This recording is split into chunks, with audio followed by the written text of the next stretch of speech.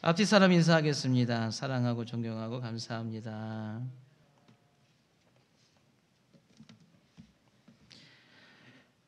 자, 2021년 새해 첫 주 우리 설교입니다. 설교의 제목을 여러분 보시면 경건에 이르도록 내 자신을 연단하라, 이런 제목입니다. 한번 받아합시다. 경건에 이르도록 네 자신을 연단하라.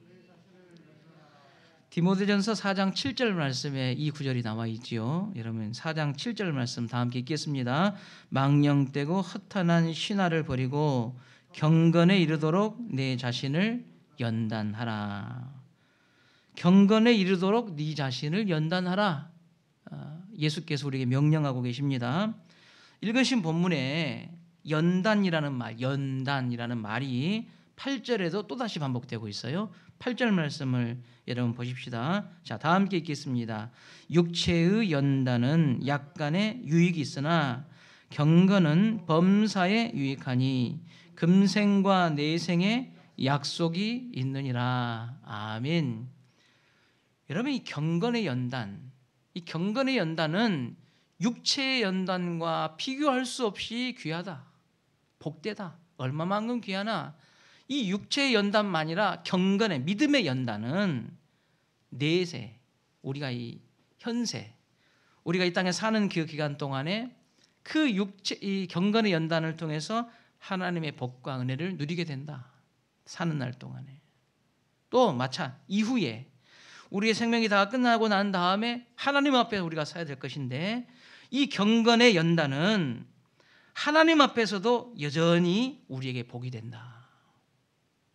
이렇게 성경은 우리에게 말씀하고 있는 것입니다.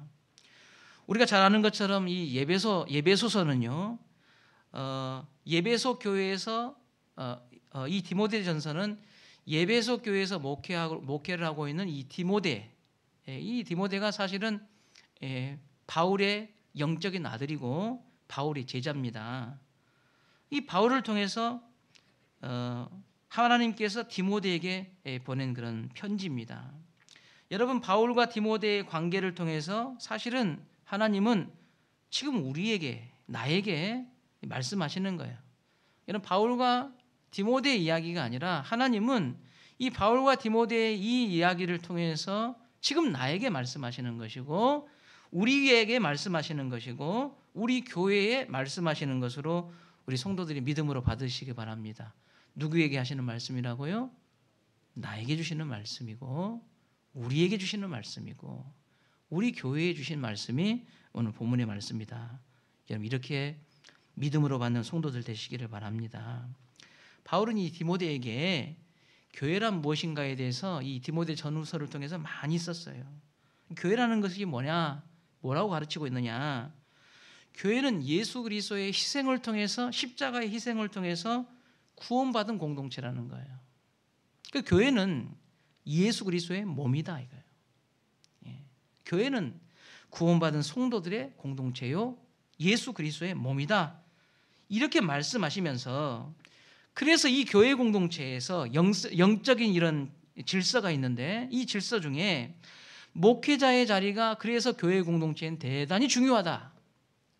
이 디모데라는 사람은 예배소 교회 목사예요, 목사. 이 예배소 교회 목사한테 선배 목사님이, 그리고 그 영적 아버지가 너 목회를 잘해야 된다. 교회 공동체는 목회자가 중요해. 또 정신을 차리고 목회를 해야 된다 하고 조목조목 말씀하시는 거예요. 이 말씀을 누구에게 주셨다고요? 우리에게, 나에게, 교회에게. 그래서 여러분, 우리 교회에서 목회자의 위치가 그만큼 중요하다는 거예요. 목회자의 자리가 참 중요하다 하는 것을 지금 말씀하고 있는 것이에요. 왜냐하면 여러분, 영적인 질서라는 것이 목회자를 통해서 교회 공동체에 믿음이 흘러가요. 여러분, 목회자의 자리가 왜 중요하냐면 이 목회자를 통해서 교회 공동체에 믿음이 흘러가요. 하나님의 은혜가 흘러간다는 그 말이죠. 바울과 디모데의 관계에서도 보는 것처럼 목회자를 통해서 여러 각 사람에게 예수님께서 주시는 믿음과 은혜가 흘러가기 때문에 목회자가 중요한 거예요. 요한계시록에 보면 이와 같은 증거들이 잘 나타나 있어요. 이 요한 사도를 통해서 예수님께서 아시아의 7 교회들에게 보낸 편지가 요한계시록입니다. 그런데 이 요한계시록에 보면요, 참 우리가 이해할 수 없는 그런 표현들이 몇 가지가 나와요. 7 촛대라는 표현이 나옵니다. 그리고 7 별이라는 그런 표현이 나와요. 여러분, 7이라는 것은 모든이라는 뜻이 담겨져 있어요. 모든. 그러니까 여러분, 7 촛대라는 것은 모든 촛대, 7 별이라는 것은 모든 별이라는 그런 뜻이 담겨져 있는 것이거든요. 그런데 요한계시록에 보면 부활하신 예수님께서 7 별을 붙잡고 7 금 촛대 사이를 거니시는 분으로 나옵니다. 요한계시록 1장 20절 말씀을 여러분 읽어봅시다. 다 함께 읽겠습니다. 내가 본 것은 내 오른손에 7 별의 비밀과 또 7 금 촛대라. 7 별은 7 교회의 사자요 7 촛대는 7 교회니라. 아멘. 7 교회라는 것, 7 별이라는 것은 모든 여러분 목회자를 말하고 있어요. 모든 목회자. 그리고 7 촛대는요, 모든 교회다 그랬어요. 예. 이제 이 모든 목회자를 누가 잡고 있다는 거예요? 여러분, 하나님이 예수 그리스도에서 붙잡고 계시고 7 금 촛대 사이로 오고 간다 하는 말씀이 2장 1절 말씀에 다시 반복이 됩니다. 자, 2장 1절 말씀 읽겠습니다. 2장 1절 말씀. 제가 읽겠습니다. 예배소 교회의 사자에게 편지하라. 오른손에 있는 7 별을 붙들고, 보세요. 오른손에 있는 7 별을 붙들고, 예수께서 7 별을 붙들고 있다고요. 별은 뭐라고요? 지금 교회의 목회자를 말하고 있어요. 그러니까 예수께서 그 목회자를 붙들고 있다는 거예요. 그리고 7 금 촛대 사이를 거니신다 그랬어요. 교회를 거니고 계신다, 예수께서. 무슨 말이에요? 교회의 목사를 예수께서 붙들고 계시고 그 교회에 돌아다니시면서 그 교회를 지키시고 보호하시는 분이 예수 그리스도다, 그런 뜻이에요. 종종 우리가 과거에 목회자들이나 또 일부 성도들이 이 말씀을 오해한 부분들이 있었습니다. 그게 뭐냐면, 목사는 주의 종이야, 하나님이 붙들고 있어, 그래 함부로 하면 안 돼, 근심하게 하면 당신들 복 못 받아, 이렇게 설교하는 목사들이나 또 이렇게 이해하고 있는 성도들이 있어서 그 성도들이 또 다른 사람들에게 또 그렇게 전하는 그런 일들이 종종 있었습니다. 여러분, 목회자는 특별한 사람이 아닙니다. 여러분보다 더 못할 수도 있고 여러분보다 더 한심한 신앙생활을 할 수도 있는 사람들이에요. 그런 가능성이 얼마든지 있습니다. 그런데 예수님께서 왜 7 별을 붙들고 계시는가? 다른 이유가 아니에요. 7 교회, 7 촛대를 거니시는 그 교회를 위하여 지금 예수님께서 7 별 목회자를 붙들고 있는 거예요. 왜? 실수 많은 목사이기 때문에. 여러분과 똑같이, 우리와 똑같은 인간이기 때문에 허물이 있어요. 부족한 점이 많아요. 그런데 이 목회자가 교회의 지도자로 서 있기 때문에 예수님께서 교회를 사랑하시고 그들을 양육하시고 믿음으로 세우시기 위해서 연약한 목사를 실수하지 않도록, 곁길 가지 않도록, 주저앉지 않도록 붙들고 있다, 그 말이에요. 그만큼 예수님은 교회를 사랑하시고 몸된 교회를 보호하시고 믿음의 성숙과 성장을 위해서 기도하시고 원하시는 이 모습을 우리 요한계시록을 통해서 볼 수가 있는 거예요. 예수님은 교회를 사랑하십니다. 교회를 사랑하시기 위해서, 사랑하시기 때문에 교회를 위해서 목사를 붙들고 계시는 거예요.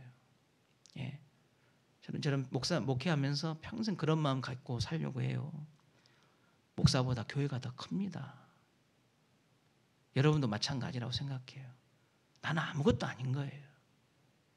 그리스도의 몸된 교회가 더 중요한 거예요. 기꺼이 우리는 거룩한 교회를 위해서 내 자신을 양보할 수 있는 겁니다. 내 자신이 여러분 절제할 수 있는 겁니다. 멈춰설 수 있는 겁니다. 왜? 몸된 교회가 크니까. 목회자도 과감하게 멈춰서야 돼요. 목회자도 과감하게 절제해야 되고요. 인내해야 합니다. 교회를 위해서 말입니다. 왜? 이 교회는 예수 그리스도의 몸이기 때문에. 이런 은혜가 우리 다시교회 성도들에게 임하시기를 바랍니다. 2021년 우리 다시교회 성도들은 그렇기 때문에 교회의 목사를 위해서 기도하셔야 됩니다. 교회 공동체의 목사라는 자리가 그만큼 중요하기 때문에 기도하셔야 돼요. 교회가 세상의 빛과 소금의 사명을 감당하기를 원하십니까? 우리 다시교회가 빛과 소금의 사명을 감당하기를 원한다면 목사를 위해서 기도하셔야 돼요. 여러분의 신앙의 성숙과 성장을 위한 간절한 마음이 여러분께 있다면 목사를 위해서 기도하셔야 됩니다. 목사를 위해서 기도하고 목사가 바를 때 교회가 사명을 잘 감당할 수 있는 것이고요. 여러분도 그 목사를 통하여 흘려보내시는 믿음과 은혜가 여러분의 신앙을 성장하게 하고 성숙할 수 있는 그런 길이 만들어지는 것입니다. 시간 되는 대로 여러분 목회자를 위해서 기도하는 교회 되시기를 바랍니다. 여러분 왜 우리가 목회자를 위해서 기도해야 되냐면 이 믿음의 원리는 흘러가는 것이기 때문이다. 여러분 받아합시다. 믿음은 흘러가야 한다. 우리 온라인으로 예배드린 성도들 쑥스러워하지 마시고 한번 받아합시다. 믿음은 흘러가야 한다. 여러분 흘러가야 된다는 것, 흘러간다는 뜻을 여러분 생각해 보세요. 믿음은 흘러간다고 그랬어요.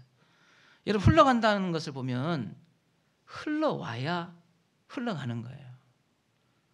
흘러가려면 먼저 흘러와야 된다는 거예요. 흘러와서 나를 지나서 흘러가는 거예요. 이게 흘러간다는 의미입니다. 나를 지나 다른 곳으로 흘러간다는 의미겠죠. 믿음이라는 것이 그렇다는 거예요. 여러분 나에게 있는 믿음은 어디서부터 흘러왔습니까? 예수 그리스도의 십자가로부터 나에게 이 믿음이 흘러왔습니다.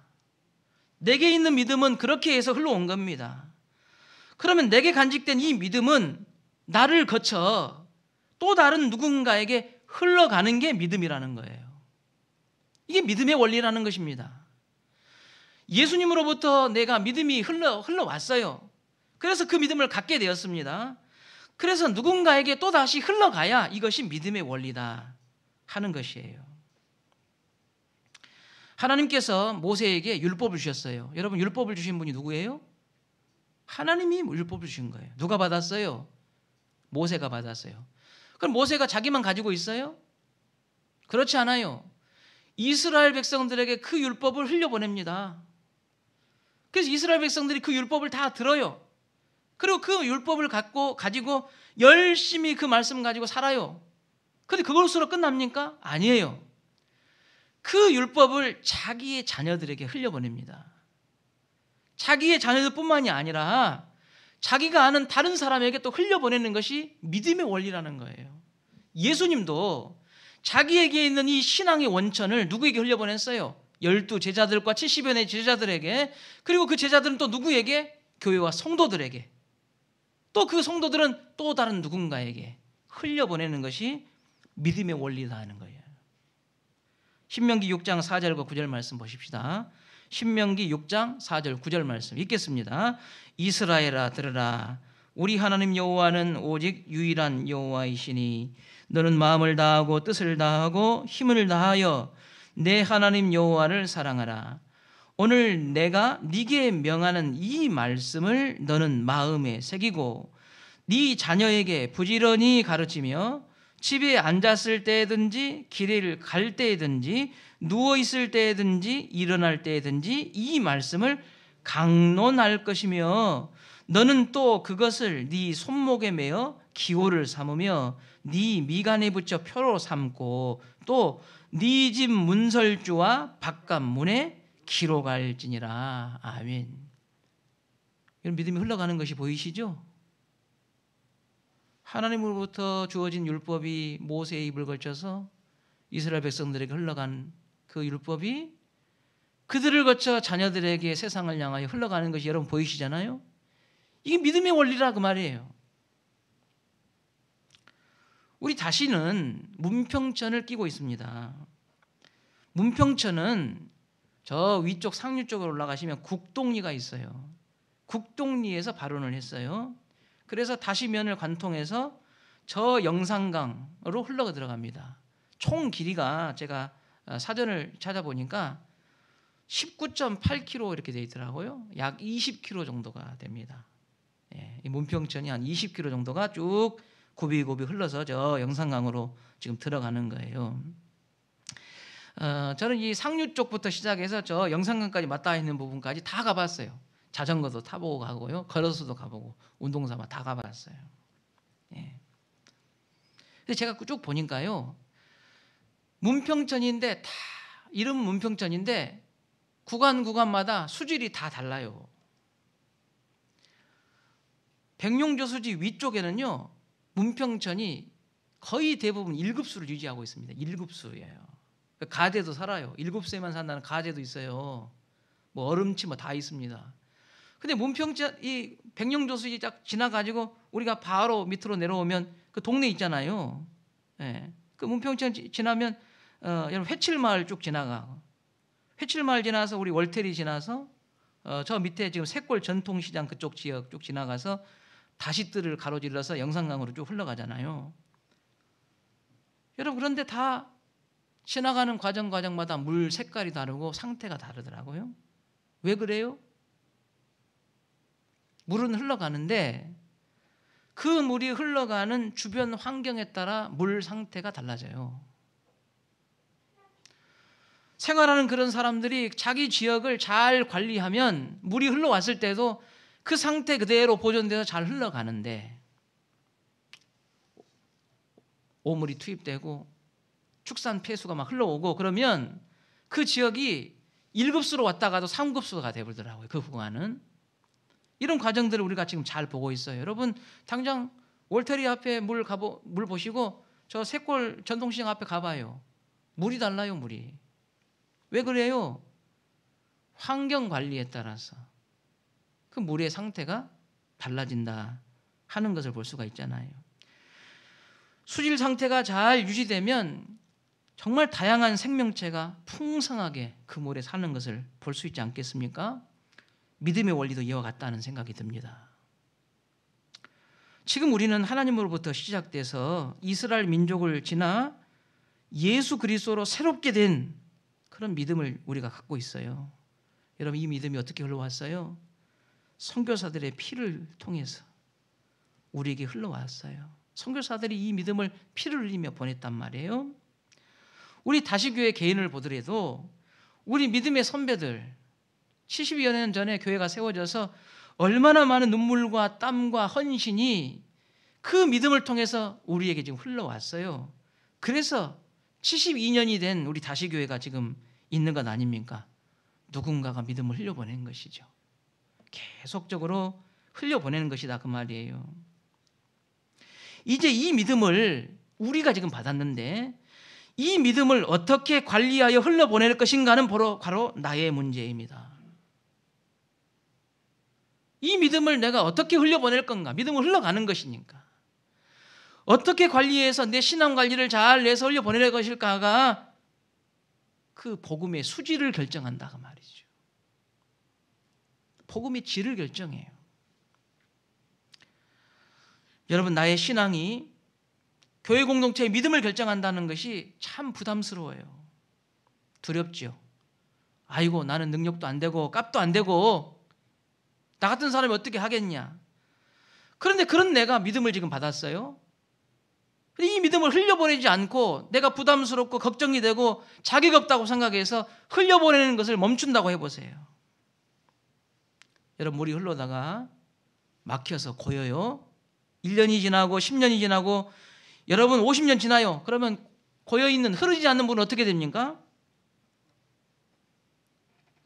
썩습니다. 썩어요. 목사님 나는 자격도 없고요. 그런 능력도 없어요. 나는 교회 그냥 나 편하려고 다니고 싶은데 그런 부담 주시면 나 곤란해요. 나는 그냥 나 혼자만 잘 다닐래요. 그런 마음이 드는 성도들이 얼마나 위험한지. 결국 흘려보내지 않는 믿음은 믿음 자체가 썩기 시작해요. 부패합니다. 내 자신을 망칠 뿐만 아니라 악취가 풍겨서 온 주변을 괴롭게 해요. 여러분 방법이 있어요. 어떻게 해야 됩니까? 흘려보내는 것이에요. 흘려보내야 되는 거예요. 에베소서 4장 13절 15절 말씀을 보면 우리가 어떻게 우리의 신앙을 잘 관리해서 흘려보낼 것인가에 대한 목표를 에베소서에서는 말씀하고 있어요. 에베소서 4장 13절 15절 말씀 우리가 다 함께 읽겠습니다. 우리가 다 하나님의 아들을 믿는 것과 아는 일에 하나가 되어 온전한 사람을 이루어 그리스도의 장성한 분량이 충만한 데까지 이르리니 이는 우리가 이제부터 어린아이가 되지 아니하여 사람의 속임수와 간사한 유혹에 빠져 온갖 교훈의 풍조에 밀려 요동하지 않게 하려 함이라. 오직 사랑 안에서 참된 것을 하여 범사에 그에게까지 자랄지라. 그는 머리니 곧 그리스도라. 성도는 이르러야 한다는 거예요. 이르러야 한다. 성도는 이르러야 한다. 어디에 이르러야 돼요? 그리스도께 이르러야 한다. 그리스도께 이르러야 된다. 여러분 경건으로 내 자신을 연단한다는 건 그리스도께 이르르기 위해서 연단하는 거예요.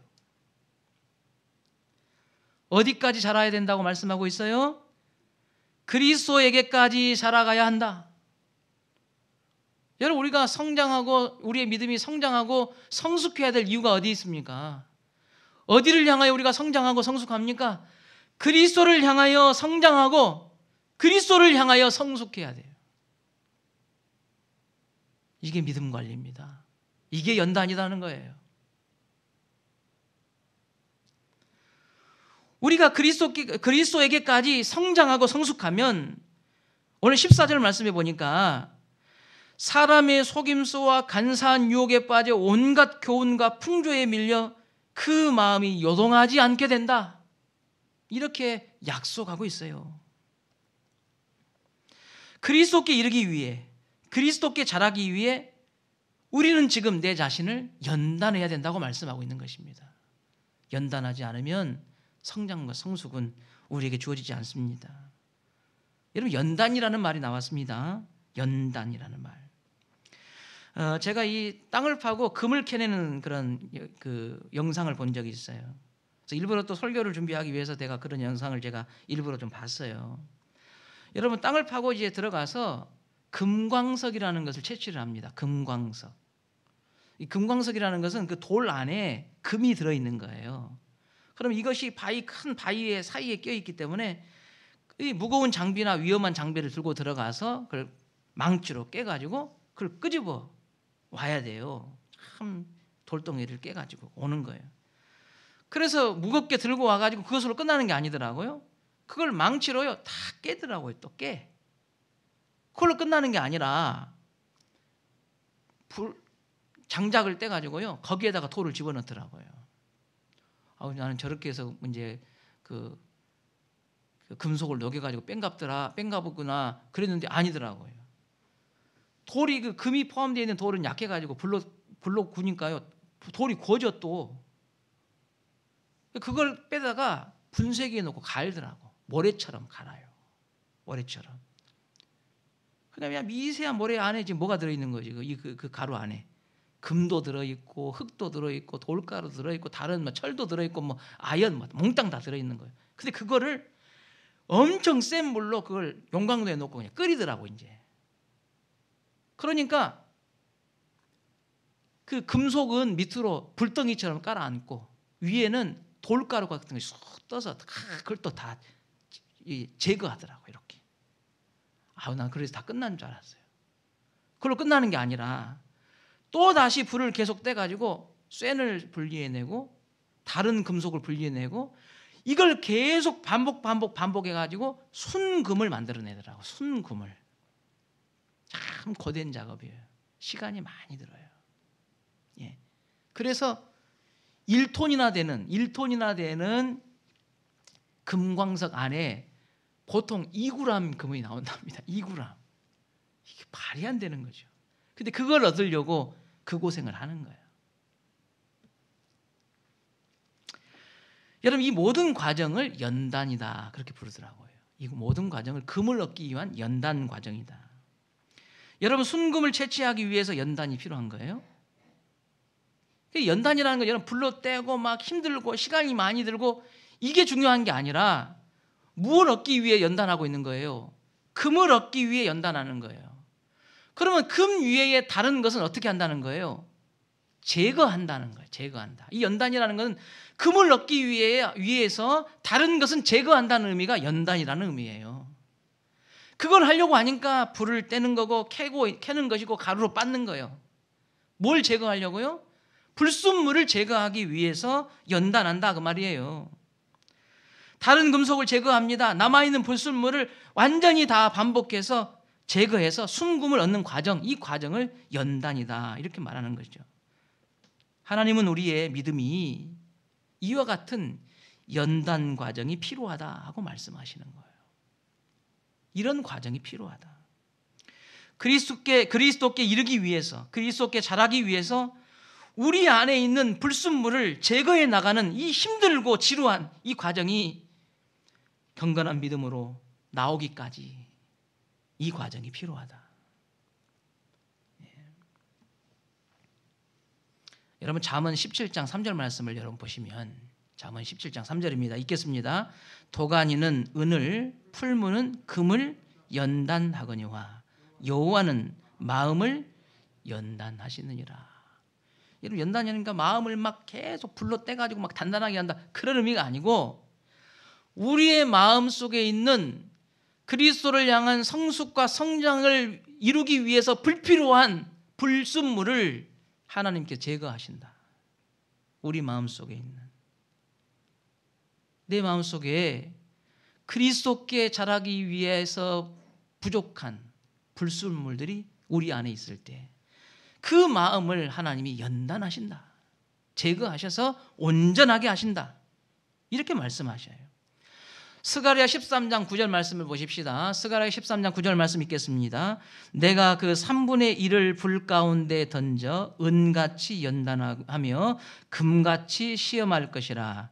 그들이 내 이름을 부르리니 내가 들은 것이며 나는 말하기를 이는 내 백성이라 할 것이요 그들은 말하기를 여호와는 내 하나님이시라 하리라. 하나님께서 이스라엘 민족을 내 백성이라고 말씀하시고 그 이스라엘이 하나님을 향하여 여호와는 내 하나님이라고 하시는데 그 전에 뭘 하는 거예요? 연단 과정을 거쳐야 된다.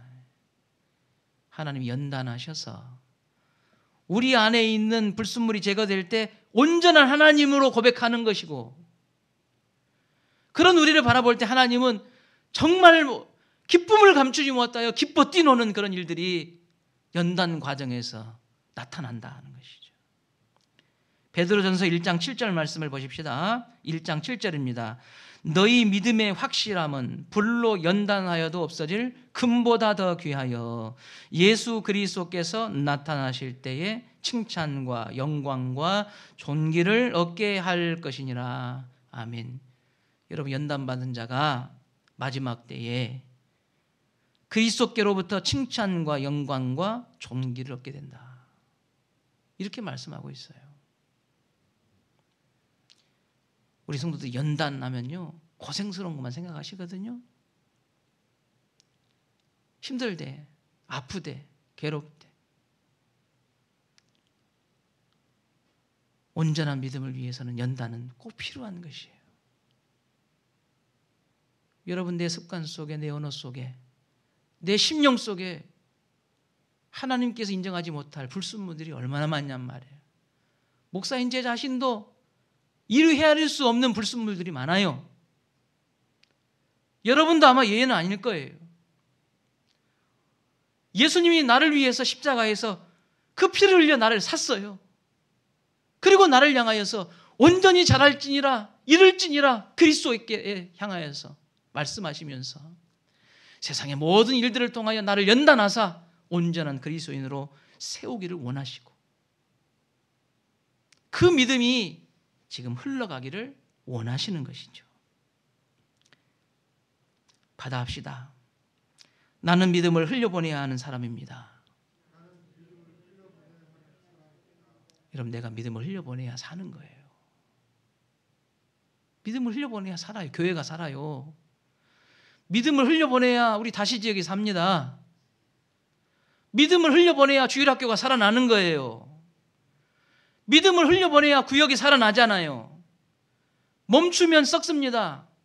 악취가 납니다. 여러분, 믿음은 흘려보내는 것이에요. 이것이 우리 믿음의 원리입니다. 그래서 우리 성도들이 결단했으면 좋겠어요. 하나님, 2021년에 저는 믿음을 흘려보내야 하겠습니다. 저는 나의 믿음을 흘려보내기를 원합니다. 여러분, 이렇게 결단하는 우리 성도들이 됐으면 좋겠어요. 여러분, 먼저는 믿지 않는 남편에게 여러분의 믿음을 흘려보내십시오. 믿지 않는 아내에게 여러분의 믿음을 흘려보내십시오. 여러분의 자녀들에게 여러분의 믿음을 흘려보내십시오. 그래야 내가 살고 내 자녀가 삽니다. 내 남편이 삽니다. 아내가 삽니다. 여러분, 우리 교회가 살아나기를 원하십니까? 우리 교회가 살아나기를 원한다면 우리의 믿음을 교회를 향하여, 교인을 향하여 흘려보낼 때 나도 살고 교인도 삽니다. 우리 지역이 살아나기를 원한다면 믿음을 흘려보내야 합니다. 이것이 우리 교회가 갖고 있는 사명입니다. 우리 모두는 하나님께서 그 영혼을 살피라고 붙여주시는 영혼들이 있어요. 나에게 맡겨주신 그 영혼을 향하여서 믿음을 흘려보내야 그 영혼이 삽니다. 또한 내가 삽니다. 이것이 바로 믿음의 원리입니다. 우리 다시교회 성도들은 경건에 이르도록 내 자신을 연단하여 믿음을 흘려보낼 수 있는 성도들이 되시기를 바랍니다. 나를 위해서, 우리를 위해서, 교회를 위해서, 그리고 이 지역사회와 민족을 위해서 우리의 믿음은 흘러가기를 원하셔요. 여러분, 경건에 이르도록 1년 동안 내 자신을 연단하셔서 주님이 우리에게 건네주신 그 귀한 믿음을 더 많이, 더 깨끗하게, 순결하게 흘려보내셔서 가는 곳마다 풍성해지고 복을 누리는 귀한 역사가 일어나시기를 주의 이름으로 축원합니다. 하나님 아버지,